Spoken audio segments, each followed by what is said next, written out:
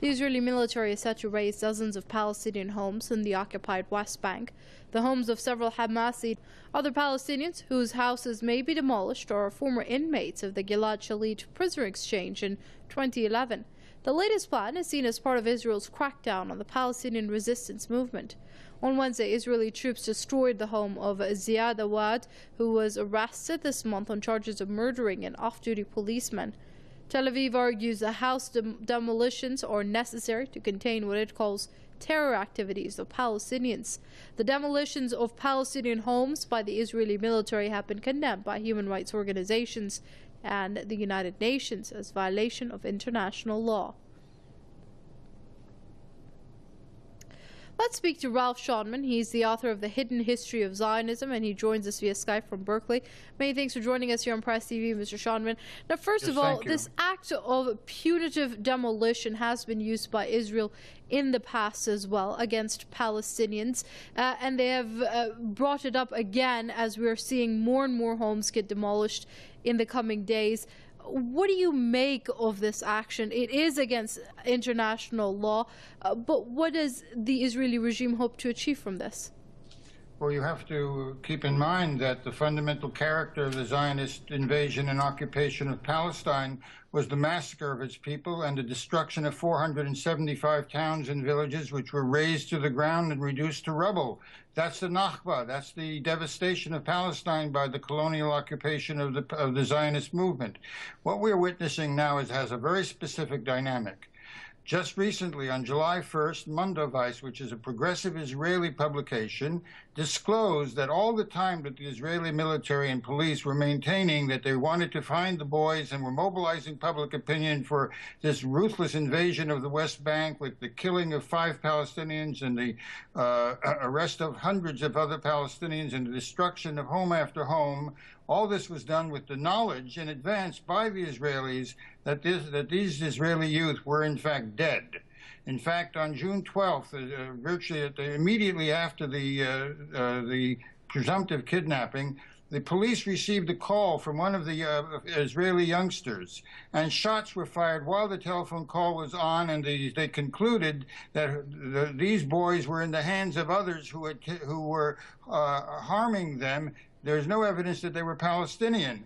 On July 25th, Mondovice has disclosed that the Israelis knew that the boys were dead, but lied and continued to maintain the fiction that they didn't know where they were, that they were hoping they could be found and liberated. And the entire occupation and destruction in the West Bank was based upon this fiction and this lie. We have to bear in mind what this is really about, because it's been declared by Perez and Netanyahu and Lieberman that the West Bank must retain national Israeli security right up to the Jordan River, that there will never be any form of self-determination or any Palestinian Authority representation in the West Bank, and furthermore that Gaza has to be reclaimed, invaded, and destroyed. This is really what the dynamic of this is.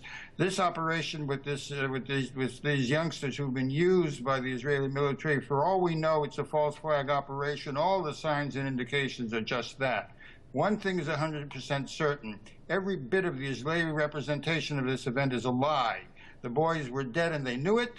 They were witness to it, and they lied about it and pretended they were still alive to provide the rationale for this invasion and occupation, which is ongoing and is being escalated as we speak.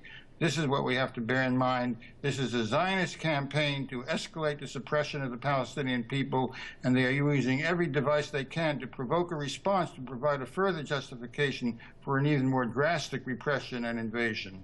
Right. Mr. Schonman, as you've just pointed out, what we know about these 3 Israeli settlers that were found dead just a few days ago is only a version of events presented by Israel. There is no proof of anything presented so far. However, as this plan, this false flag operation, as you've called it, goes ahead with punitive demolitions, killing of more Palestinians, more bombardment of the Gaza Strip, and threats against Hamas, how do you see this silence on the part of the international community and letting Israel get on with it as part of basically allowing this to happen? Well, we have to be clear, as we've often discussed, that the major capitalist and imperialist powers deploy the Zionist state as a shock troop against the peoples of the region to further imperial aims, to fragment each country ad seriatim, to destroy the sovereign nations that are in the region, and to prepare for further imperial predations. And underlying all this is the intent to remove the Palestinian people from their land and from history. Wherever they are driven out, in whatever refugee camp, in whatever arena, they are further attacked, further destroyed, and further targeted for dispersal yet again. This is going on an escalated basis. It doesn't stop. The United Nations is implicated. The major powers are implicated. The apologia for the status quo are constantly seconding this and supporting it and providing cover for it. That is the reality. There has to be, on the part of the people of Palestine and all those who defend self-determination and rights of peoples, a resistance, a struggle to remove the Zionist state from its own occupation of all of Palestine, just as in the case of South Africa or Rhodesia or the French in Algeria. The anti-colonial revolution is crystallized in the fate of the Palestinian people, and that struggle cannot be resolved, no matter how much repression is visited by the Israelis. Time and the logic of history are against them. The people of Palestine will resist, and everybody who has any understanding of rights of peoples will support them.